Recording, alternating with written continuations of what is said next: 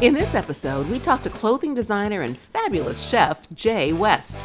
She'll tell us how she turned a love of cooking into a lifelong career, and how marrying a musician enhanced her own creative endeavors. And we'll also talk about the children's book she just published.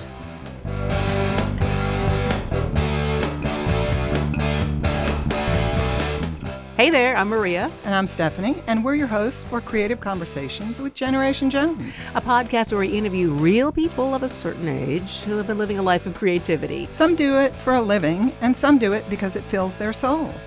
But they all have great stories and pearls of wisdom to share. With us, so grab a cocktail or two and enjoy. Yep.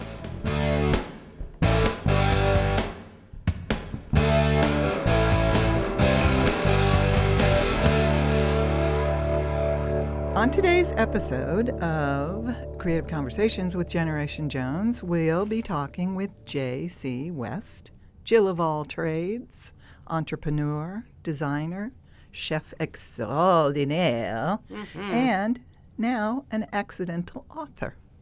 Truly. Hi, Jay. How are you? I'm well. How are you? Good. We're happy to have you here today. Thanks for the invite. Okay. So we're going to start off by asking you about these lovely cocktails you made. Your favorite drink is a Mojito. So tell us how a mojito is made. Well, you make it with rum, and I make my own mint simple syrup because I'm too lazy to do the muddling of the mint. And plus, I want the sugar to be dissolved. And fresh lime juice, you must have fresh lime juice. And then you just put all that together, pour it over ice, top it off with a little club soda, and drink away. Excellent. And this is white rum, right? White rum, Yes. traditionally. Yes. The favorite drink of Ernest Hemingway. Yes. Yes, the drink originated in Cuba. And you gave us a little tip about what's this stuff called? The garnish. The garnish, The about the mint. What was the the tip mint. that you gave us about the mint? Leave the stem long so that you can use it as your stirrer. So it's a mint swizzle stick. Yes. As opposed to in addition to adding flavor. Right, exactly. Flavor. Flavor. Let's try it, shall we? Yes, let's try it. Cheers. Cheers. Day drinking. Okay, pause. We need to hear it clink. Cheers. Yum. It is. Refreshing. It is refreshing. All right. Okay, Jay, first question, or actually second question. What did you want to be when you were growing up? I actually thought I would be a teacher early on. And honestly, I have no idea where that came from. And but my grandmother used to say I was either going to be a cook or I was going to sew for a living. Which you did both. And I ended up doing both. Oh, she was right. So who knew my grandmother was a psychic? Did you cook with her? I didn't actually cook with her, but I did watch her do her thing, and she never followed recipes.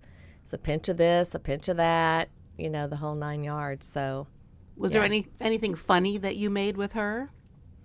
I honestly had never made anything with her. I used to make mud pies in the backyard. But the reason she said I was going to be a cook is because I was the only grandchild that would decorate my mud pies. Oh. With Okay. stuff I found around in the yard. So she just assumed that one day I would grow up and be a cook. She recognized that creativity very early in you, didn't she? She did. Yes, she did. She And you actually grew did. up in Louisiana, correct? Louisiana. And then moved when to? I moved to Augusta, Georgia, and started the 8th grade there. My mother had a job transfer that sent us to Augusta, a place I'd never heard of before. I'm sure most of your listeners have probably heard of it. Yeah. Especially the golfers among us. Yeah, right? yeah. Where they have the Masters. Yeah, right. absolutely. The only Right. claim to fame. Well, that's not true because James Brown was born there. I feel Really? good. Oh, Uh-huh. yes. Ah. Oh, yes. I feel good. Yes, he was. Oh. Oh, yes. And we have a James Brown, big thing every year for his birthday. Really? Yeah, Do yeah. they have like a James Brown sing-off or stuff like that? I'm going to be honest with you. I've never gone to the event. I just know about it. I'm sure it must be fun. Oh yeah, it's always rave reviews. I'm trying to think of another funny James Brown-ism, and I can't. I saw James Brown Did you? live, yeah. Did you? Was he good? Yeah, he had his cape on and everything, and he's the hardest working man in show business. He was indeed. May he rest in peace. Yes, Indeed. Yeah. So, what kind of jobs did you have there when you were young? Let's see. I guess my first job was working in a clothing store. I was really into fashion, which would come into play later in life. And then when I moved to Atlanta, Georgia, I started working at fabric stores. That was actually the first thing I started doing. And then somehow or another, I got a little job doing restoration for a vintage clothing store, actually in Buckhead. They would have me do all the repair work, rebeading, and all kinds of stuff.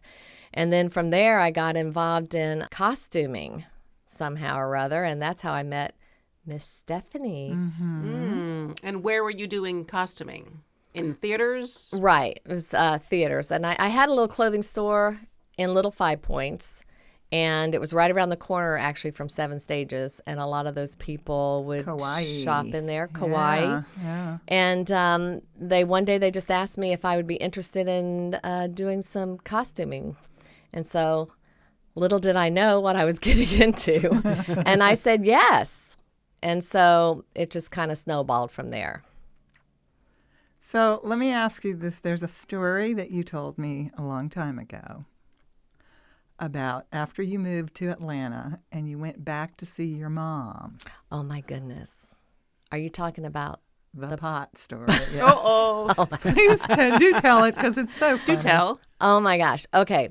So I'm living in Atlanta. I'm probably 22 or 23 years old. And my mother's still living in Augusta, Georgia. And so I always go back there and visit her every, couple of months or so. So my mother was a chain smoker, 2.5 packs a day. It was a horrible. Wow, that's a Yes, lot. Yeah. it's a lot. It's a lot. And she smoked my entire life. In fact, she smoked when she was pregnant with me. No one knew the hazards, right? Mm-hmm. But I tell her to this day that she stunted my boob growth from smoking when she was pregnant. So Thanks, Mom. yeah, thanks, Mom. And so anyway, I was back visiting with her, and And that's not the punchline yet, is it? No, it's not. And so I'm back visiting with her, and she's now engaged, and we're getting ready to have dinner, and her fiance's putting together some food, and my mother's chain smoking away, and I'm like, Mom, it's such a disgusting habit. When are you going to stop smoking cigarettes, please? I said, look at this, and I picked up the cigarette. I took a big draw off of it, and I said, look how disgusting that is. And then there was a moment of silence, and then she went, you smoke marijuana. And I was like, oh, crap. I just took a big draw off a cigarette. I don't smoke. I didn't cough. I didn't nothing. And then her fiance said, don't knock it till you try it. And then I went, oh, my gosh, I have an ally, like somebody on my side. And so my mom's like, what? And then he goes, it's no big deal. I mean, I smoked a couple of joints. It didn't affect me. I didn't like it, blah, blah, blah. So I go back home to Atlanta. My friend Sally calls me a couple weeks later and goes, you're never going to guess who called me. And I'm like, who? And she said, your mother. And I said, what? And she goes, and you're never going to believe what she called about. And I said, what? She said she wanted to see if I could get her some marijuana. And I'm like, you have got to be kidding me. And so she said, but you can't say a word because she doesn't want you to know. She doesn't want you to know. So anyway, I'm dying to get back to Augusta now because I want to see what's going to happen. So I plan a really quick trip back, for whatever reason. And so we usually go out to dinner, go to a movie, come back. I have to watch Saturday Night Live. This is the late 70s. I mean, Saturday Night Live. Yeah. Not ready for primetime players. Right. And so she goes, oh, you're going to watch your show? And I'm like, yeah. She goes, I'm going to watch it with you. And I'm like, I've been waiting all night for something, right? And so then she goes, I'm going to make some popcorn. She goes, I've got a marijuana stick in in my top dresser. And I was like, what? She goes, oh, yeah, I got 2 marijuana sticks from your friend Sally. And Robert and I smoked one, but it didn't do anything for me. And I'm like, okay. She said, but I'll smoke it with you if you want. And I'm like, okay. So we smoked this joint together, or marijuana stick. And then my mother is suddenly laughing hysterically at Saturday Night Live. She never understood the humor, and now she's laughing. And now she's like, oh, I need some more popcorn. I'm going to go make some more popcorn. So then she got the munchies, and then I'm like, oh, my God, my mother is stoned, She's laughing at Saturday Night Live, and she's got the munchies. This is the best. So, yeah, so that was a little so story. Funny.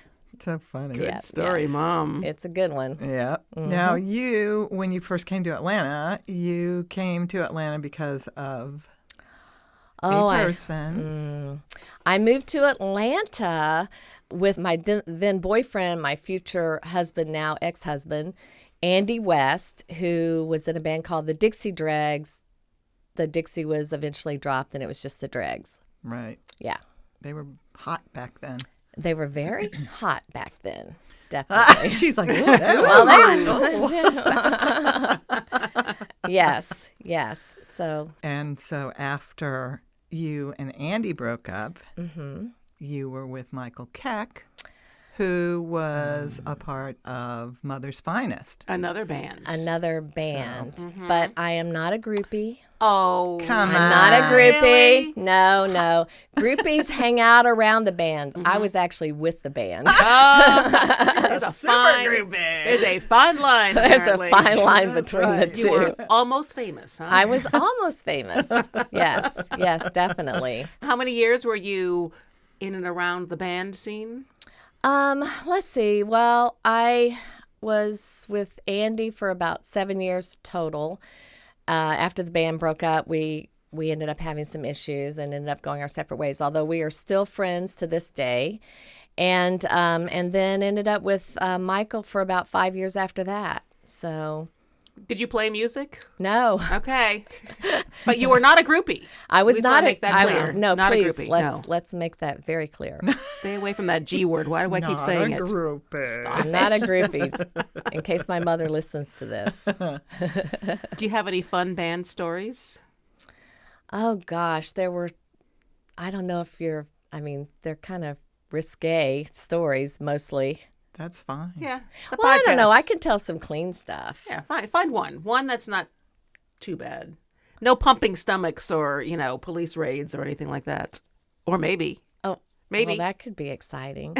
Well, I'll just tell you. I'll just tell you about one of my favorite memories of hanging out with the Dregs. They would periodically go on tour and open up for other bands. And at one point in time, they did a 2-week tour with the Doobie Brothers. And so I'm like, I'm going on that tour. And so they played like all up the kind of the Northeast coast. And so, of course, I'm backstage and hanging out and, the band's going on and I'm all rushing around to get out of the dressing room to get out there. And I run smack dab into Jackson Brown, who was there to hear the Doobie Brothers, of course. And I'm like, oh, I'm so sorry. He goes, no, it was my fault. I said, no, it was my fault. He goes, trust me, it was my fault. I wasn't paying attention. And we just had this weird little exchange. And then it's like, okay, well, I got to go hear the band now. He goes, okay, later. And it was just like, and then I went, oh my God, that was Jackson Brown. And I just had the biggest crush on him because he's so cute. And you touched him. And I touched him. Yes. Okay, so I'm going to tell you really quick a little Jackson Brown story. Okay. That I have. Ooh. Okay, so when I was a teenager living in New York City, I had tickets to see Jackson Brown in the park with friends. And we got there, and they came out, and they said, unfortunately, Jackson Brown couldn't make it. Something happened with his plane, blah, blah, blah. So we're going to give you a new band that's just starting out. And it was... Drum roll. Aerosmith. It was Aerosmith. What? Okay, so Aerosmith comes out. Nobody's heard of them. The audience was horrible. They were throwing shit at Steven Tyler and calling him a Mick Jagger wannabe and get out of here. And at one point they stopped. They just stopped. And he got on the microphone and he was like, "Fuck you people. We're out here trying to make music for you and you're throwing shit at us? My drummer just got cut by a bottle. You people can go fuck yourselves." He was so mad. He was screaming and cussing at the audience. And they started to walk off. And somebody came out and brought them back on and then told the audience, y'all need to calm down. Well, y'all. They don't say y'all. They don't in say New York. They y'all. say you guys. You guys need to calm the fuck down. So I got to see Aerosmith before Aerosmith was anybody. Oh, Wow, that is a great But can you story. imagine replacing Jackson Brown With Aerosmith? Wow. That is a weird That kind is a of, weird, yeah. Seems like you would pick the same sort of genre Yes, of music, yes, you know. yes. Maybe they didn't know what genre Aerosmith was when they were starting out. Maybe they were Maybe just not. trying Well, true things that, out. yeah. Yeah. So, but Yeah. so Yeah. that's Great my Jackson story. Brown story. That is That good. topped my story. Okay. I don't have one. I really don't have a Jackson Brown story. Make up one. Come on. I did see REM open up for the Police back in like the day. All right. You know, it's like, who was REM? I think I was at that concert. were you? But I'm it was not- I'm not sure if it was in Atlanta or DC. Well, if it was here, I probably saw it. It probably was here. So you worked in the film industry too, though, didn't you, when you were in Atlanta? Yes, and that's where I met you, Miss Stephanie. Did we meet through the film industry or did we meet through theater? No, it was film. We met, Michael Keck was actually working in the costume department. That's right. And he brought me in to help And he brought do you stuff, in. right. And because I was hanging out with him, he Yeah. brought me in on a Yeah. day they needed extra help. And that's how we met. And we just became fast friends. That's We've been right. friends ever That's since. right. That was like 30-something years ago. Yeah, and you were designing clothes in your store. For my store. And I was hand painting like shoes and stuff to go with your Sweatshirts. and sweatshirts. Earrings. You That's made right. earrings, hand-painted earrings and That's right. necklaces. Oh my God! That And was were so these long for ago. productions or were these No, these for were to stores? sell. Or just For the people? Oh, to store, sell. yeah. Okay, okay. In my But little I would make store. stuff to match her outfit so that you could see a whole outfit together. Because it was the 80s, you know, Right. and everything was Matchy-matchy. very matchy-matchy Yes. then. Yes. Yes. Yeah. And I did Yeah. fashion shows all the time. Yeah, you and did. That's right. Yeah, it was a- it that was was a cool little store. It was a cool little store, Yeah. and it was a crazy time. Yeah, the 80s. Oh, yeah. That was. Oh, yeah. Lord. So at that time also, that's when you started working at Eat Your Veggies, right? Oh, yeah. And that's- let's you talk got about what is Eat Your Veggies? a vegetarian restaurant, It was a right? vegetarian. It was an Yeah. upscale vegetarian restaurant. We actually had flowers and candles on the table. Oh, where was that? Set us apart in little 5 points. Eat Your Vegetables. Yes. Yes, okay, yeah. But did you cook for them? I never cooked for them, but I. At one point in time, I started making desserts for them. They lost their pastry chef, and I was always making stuff and bringing things in. And they said, "You want to take over the job?" And I'm like, "Oh yeah, sure." You Was know, that how you got the bug to kind of become a to chef start, and start yeah, cooking? And yeah, absolutely, yep. And how long did you work there? I worked there for 6 years or so. It was to support my day habit of having my clothing store. right. But then you moved to Portland, and Portland, that's, Oregon. Is that when you started When actual I moved, catering company? well, when I moved to Portland, Oregon, I actually started a pie baking business, Oh, okay. and I called it Pie in Your Place. And I would take them because, you know, if you know anything about that side of the part of the country, they're really into their coffee, their lattes and Yeah. cappuccinos and things. So there's a lot of those coffee houses. So I just went around and said, "Hey, you want to sell my pie in your coffee houses?" And I had a little bit of a sort of like a special sort of niche. I would do the pies in real glass plates so that they could be nice looking in a display. And plus, back in those days, you know, they were already big into the recycling thing. So they didn't want to have those aluminum pie plates and all that kind of stuff. So they just paid me like a $10 deposit if they broke a pie plate. They just had, you know, I had the $10 deposit to cover it. So, and that went really well, but then I kind of got burned out on just doing pies all the time. And then I ended up working for a couple of different catering companies. And then one day, one of the companies I was working for said, "Hey, you want to take over?" after she had her third child. Her first child is actually my godchild, and who's now like 35. so crazy. But anyway, so I said, sure. So I took that over and I ran that until I had that for about 5 years. And then my mother was living back here, and she was getting older, and I'm her only child, and I saw the writing on the wall. So I moved back to this part of the country 20 years ago. So you have a very good story with celebrity name dropping that you're going to tell us in just a second about what happened out there. But let's take a little break first and have another little sip of our drinks. Cheers. Sláinte. Cheers.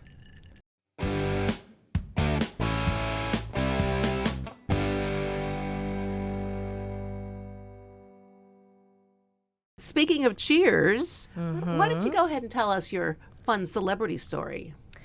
Well, when I was living in Portland, Oregon, for a very short period of time, I moved down to a place called Ojai, California. If you don't know where that is, never heard of it, it's about 45 minutes inland from Santa Barbara, about 11 miles from Ventura. Beautiful little, town. Just so happens that a lot of famous people live there, which unbeknownst to me when I moved. But long story short, I ended up cooking for Mary Steenburgen and Ted Danson. I was a private chef for them for a period of time. And it was a really funny little story. When the first time that I delivered food to them, I pull up. Mary had this beautiful little farmhouse out in the middle of nowhere, and I pull up, and Ted Danson is on a trampoline with a couple of kids, and he's just jumping up and down like a big kid. And then he gets off the trampoline, and he's squinting at me, and he goes, Jay, is that you? And I'm like, hi, Ted. and because of course Mary had already told him that I was delivering dinner, but it was just really so cute. Jay, is that you? I just loved it. So, so I cooked for them for a period of time while I lived down there. I didn't live down there very long before I moved back up to Portland. So did you cook in their kitchen, or did you bring them food? No, I just brought them food. Okay. Ted would come up on the weekends to visit Mary, and they didn't want to have to cook, and they each had a couple of kids, and so it was just a way of making them. life easier. Yeah. Exactly. Yeah. Exactly. So it was a nice little gig. What kind of food did they like? Well, Mary's a vegetarian. She right. was. I don't know if she still is. So but she would have me make some chicken, for Ted or something like that. I mean, nothing in particular. They just kind of let me do what I wanted to do, which was really nice. Did you ever study cooking? Did you ever go to cooking I classes never or anything? Or are you did. just naturally good cook? Nope. I'm like Rachel Ray says, she's a creative cook. And so I'm really a creative cook. I'm not. I don't have the degree chefs have, that sort of thing, to really call myself a chef. But people just refer to me. But you are. Your food is delicious. Well, and thank always you. beautiful too. Mm-hmm. Well, thank you. So. I think it has to be just as beautiful to look at as it tastes. So when you moved back to Augusta, what did you do? I moved back to Augusta with the hopes of just starting a catering business up. But I could not find a commercial kitchen that was not attached to a restaurant. So I ended up running a restaurant, which is something I swore I would never do because that's real work. And Well, that's the business part as opposed to Right. the food part, right? Right. And so, I love the creative aspect of it, but running a business like that hard is just, work. yeah. It's hard, yeah. There's a really funny little joke that one of my customers told me once. She said, there's a little girl and her mother walk into a restaurant, and the little girl goes, I wonder who owns this place. And the mom looks around and goes, that'd be the lady with the mop. Without fail, it's like I did everything there. I was cleaning toilets. I was doing the mopping. I was washing the dishes if the dishwasher didn't show up. I mean, whatever position needed to be filled, that's what I was doing. And that's why I prefer doing the catering. If I want to go on a vacation, I can go on a vacation. I just say no to a job. Restaurants are 24/7. It is hard work. How long did you have the restaurant? I had, you're going to laugh because I ended up having two after I just, I'm like, I had the first one for about 4 years, but I had a slumlord. and he wouldn't take care of the building. And I was always having to fix stuff, trying to get reimbursed. He never would reimburse me. So I ended up moving down the street and opening up another place that I thought was just going to be basically a coffee shop, breakfast, lunch. But it was 2008. Everything started going, tanking. Right. And so I had to change up my whole way I was planning to run that business, and turned it into a full-scale restaurant. Had to buy the liquor license, the whole 9 yards. Oh my God. And It's a lot. But then after about another 4 years, it sounds like I have a 4-year period. 4 years here, 4 years there. But I just I said this is just too much. They were going to double my rent. I was already struggling. Wow. And I'm like, no, I think I'll just go back to catering. I think I'll just go back to being my own boss, doing whatever I want to, jobs I want to take. Hey, if I work for someone in the catering business and I don't like them, I don't have to work for them again. Right. If you're in the restaurant business, you could have people come in your restaurant on a regular basis that you don't like, but you can't say, oh, Right. I don't want you coming to my restaurant. And your catering company is called what? Go West. Go West Catering in Augusta, Georgia. Yes, ma'am. We will put We'll link to that link. in our show Yes, notes. we will put a link. So is catering a sustainable enough business for you to pay all your bills? Well, it has been. It has, okay. It has been. But I am now my mother's full-time caregiver. Since she got COVID, she is now living with me. So I've cut back on doing all the really, really big jobs. So I'm just doing smaller things now. And it's working out pretty well. I mean, my mother's Social Security check helps out a great deal. That's what they're for. Yeah. So speaking of COVID, how did that affect your business? Oh, well, it went down the tubes really quickly. We went into lockdown just a couple weeks before Masters, and that's a huge week for me. That week alone is like working 3 months. Wow. It's ridiculous how much money, people in general make there. And the Masters is a golf tournament. Thank you. Yes. Because not everybody knows. I know, It's but like not the everybody biggest knows. golf Yeah, it's like tournament, the Masters is about like the biggest golf tournament, which Right. is in Augusta, Georgia every Right, year. Yeah. right. So I lost the Masters thing that year. They had already given me, the big deposit. They said, just keep it. We'll come back to this eventually. Because they were my regular clients. I had been cooking for them for years. And so then, then the wedding got canceled. Then a graduation got canceled. It was a snowball effect. Everything. And within 2 weeks, I'm like, I'm not going to be able to survive. What am I going to do? So I turned my business into a dinner delivery business. Within smart. 2 weeks, I was up and rolling, delivering food to people. Good pivot. Yes. Yeah. Yes. And so people would just call you and say, would you tell them I'm making this? I would or- put out a menu at the first part of the week and say, this is what I'm doing on these days. You have to sign up by a certain time. And it was hard. I look back on it and I don't know how I pulled it off. I mean, my whole thing with everybody was I will shop, prep, and deliver your food. Nobody will touch it but me. Mm-hmm. And so everybody felt comfortable. And a lot of these people already had me catering for them. And then it became word of mouth. They would tell people. And then I had quite a little business going. But I swear, I look back on that going, how in the hell did I do that? Yeah. How did I pull that A off? lot of work. A lot of work. Did you retain many of those customers after COVID subsided? Yeah, actually, I'm actually doing a birthday party in a couple of weeks for someone who was having me deliver dinner on a regular basis to them. Yeah, so it paid off. That paid off too. So Well, let's pivot a little bit right now and tell us about the book you wrote. oh, is And that what how we're here that to all- talk about? Oh, well, maybe it is. This is She's an author now. I forgot now about that you're an that. author. Now that you're an author, tell us about the book you wrote. Okay, well, this is kind of an interesting story because about 30 years ago when I was living in Portland, Oregon, I woke up one morning and I said, just out loud, the land and the sea and baby makes three. And I have no idea where that came from. I don't know what I was dreaming about, but it just kind of stuck with me. And through the years, I thought, that would make a great title for a children's book. And then I go, well, how would that go? And then I'm like, well, how's the baby come into play? And, just all this kind of stuff, never writing anything down, just kind of thinking about it. And, well, I don't know. It can't be, let's see. Falls out of the plane, falls off a ship. It can't be tragic. It's a children's story.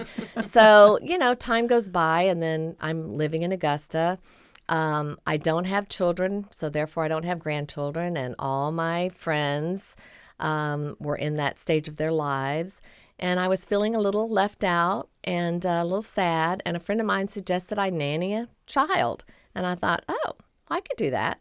So I started nannying a little girl named Stella, who was 2.5 years old at the time, and she was just delightful. I mean, we hit it off I just can't believe, what a great rapport we had, and still have, actually. So then I looked after her for about a year.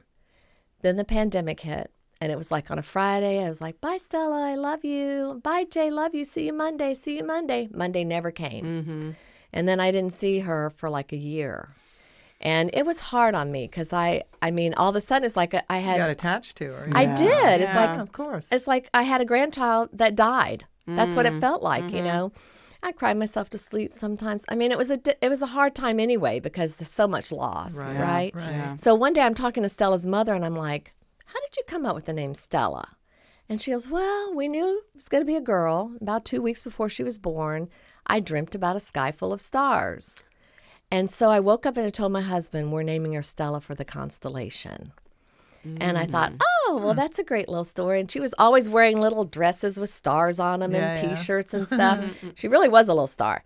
So then fast forward, and then I wake up that morning and I went, oh, the baby is a star that falls from the sky and becomes a baby. It's a children's story. It doesn't have to make sense. Right. And I literally got up before I fed the cats, before I made my latte, and I wrote the whole thing in 20 minutes. Wow.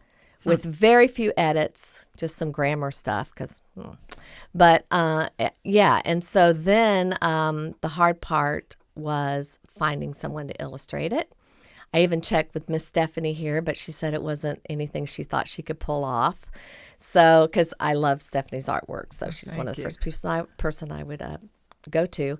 And so then after, interviewing several illustrators, I had someone say, hey, you ought to talk to this woman I know. And her name happened to be Catherine Ryder. And within 5 minutes, I knew she was the one.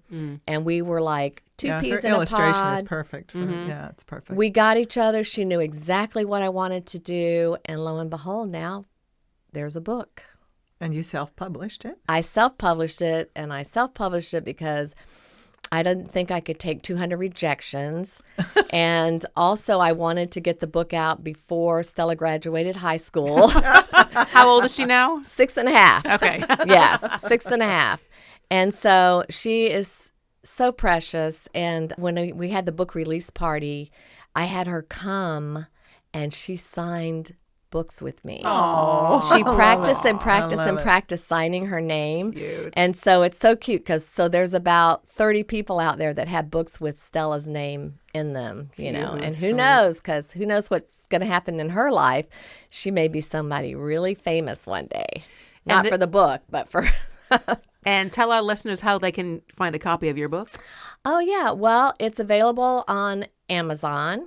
And if you do go and buy the book on Amazon, please give me a favorable review. That Absolutely. will bump me up the chain so that when people put in children's book, mine will start popping up. It's also available at Book Baby Bookshop because that's my publisher.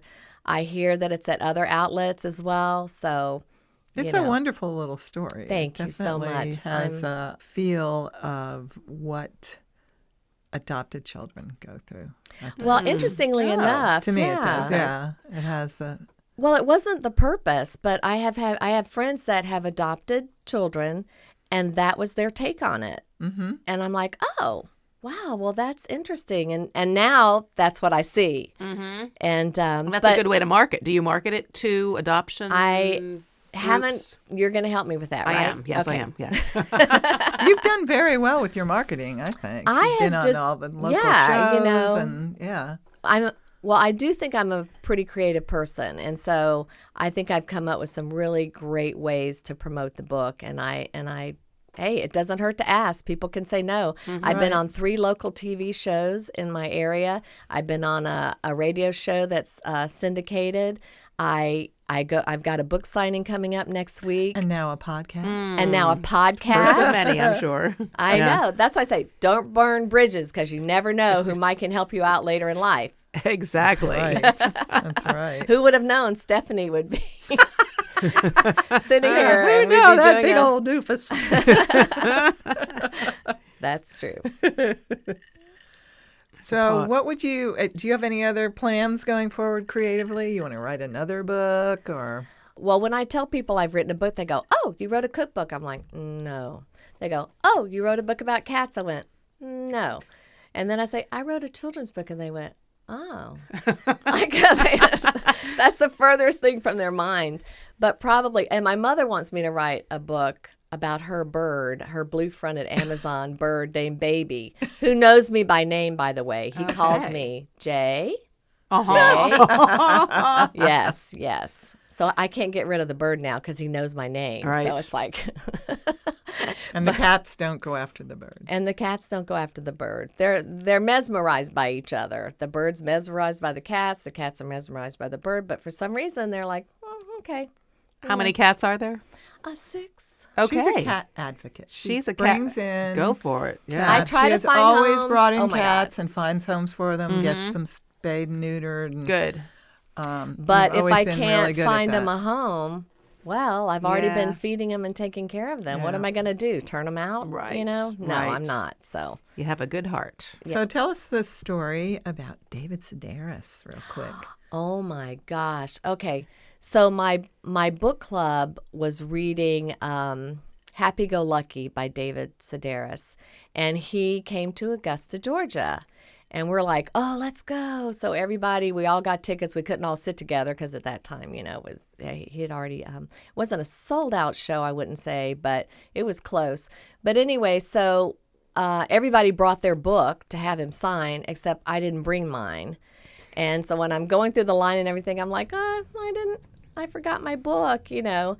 And he reached over and just grabbed a piece of paper and he wrote on there, Jay, children's book authorist. And he signed his name and just gave it to me. And I'm like, oh my gosh. I said, hey, I said, if you give me your address, I'll send you a book. And he gave me his address. Ooh. Which I'm surprised he probably has dozens of addresses, but he gave me one that's in New York. So I sent him a book, and within about 3 weeks after I sent him the book, he sent me a postcard thanking me for the book, which it shocked me because I'm like, oh my gosh, he took the time to acknowledge that he got Right. the book, said it was a lovely book, and sign it. I was like, oh my gosh, this is the coolest thing. Nice. So he's probably not the curmudgeon he likes to portray. I think Not he's a all the much, time. I think he's a much nicer person. I think so too. I Yes. think so too. Yes. That's his celebrity persona. So okay, then it is time for Da-da-da-da. our game show. Game show. What decade did this come from? Okay. So we're going to give you 3 words or phrases that came from the 60s, 70s, 80s, 90s, 2000s, or today, closer to 10s. Oh my gosh. So you're going to tell us So many to choose from. what era you think they came from. Okay. Okay. All right. All right, so the first one is stud muffin. Stud muffin. So much. Oh my God. Stud muffin. Okay. What decade? Okay. Not 60s, not 70s, not 80s. I'm going to go with 90s. The answer is the 1980s. The 80s. It is It's the 80s. stud muffin. Oh, Stud okay. muffin. Missed it by a decade. Because we know you had a stud muffin. You had quite a few stud muffins, didn't you? I'm not sure I ever used that word. Do you want to tell us what it means, Stephanie? It's a hot guy, a stud muffin. Okay. Yeah. Oh, well, I knew what it meant. muffin. Come on with y'all. Okay, the next one is the man. The man. What decade did they start saying the The man? man. The 70s. Yes. Boom, ding, ding, ding, ding. It means a cop or the establishment. Establishment. Yeah. Yeah. Okay. Eat my shorts. Oh my God, eat my shorts. Oh my gosh. Okay, that couldn't be anything recent because that's too tame. Yeah. So I'm going to say the 80s? It's the 90s. See, I get those two Yeah, confused. yeah. There was Yeah. too much, the drugs in That those came days. from a TV show, didn't it? Didn't My Shorts. Eat My Shorts. Like, I don't who's know. here a character? I saying know, I that? can too, but it's Eat just my like, shorts. Yeah. oh my gosh. We'll put that in the show notes if we figure it out, right? Okay. Yeah, yeah. Okay, and so we have the modern word, the modern phrase, phrase. Oh, no. is body count. Okay, and you need to, do you know what that means? Do you body know what count. body count is used for as the phrase body count in today's youth? Youth culture. I only know what it means like in, True crime. true crime. I don't know what it refers to in this day and age with the young culture. Okay, I'll tell you. It means the number of people you've slept with. Body Oh my count. God. Yeah. I couldn't count that high. Oh! And you said you weren't a groupie.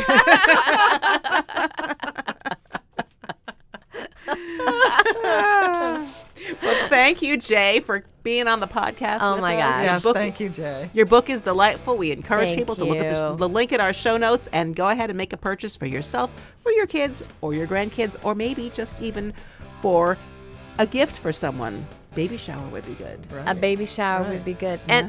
But even though the story is geared toward a certain age of child, the artwork is timeless. Yeah, Yeah, it's Artwork's very beautiful. Yes. It's beautiful. Yes. And please follow us on social media. We're on Facebook, Instagram, and we got a YouTube channel that you might be listening to this on as well. And if you're listening to us on Apple Podcasts, please go ahead and give us a positive review. That will help other people find us. Yes. And as my Aunt Millie always said, Shoulders back, knockers up. Cheers. Cheers. Cheers.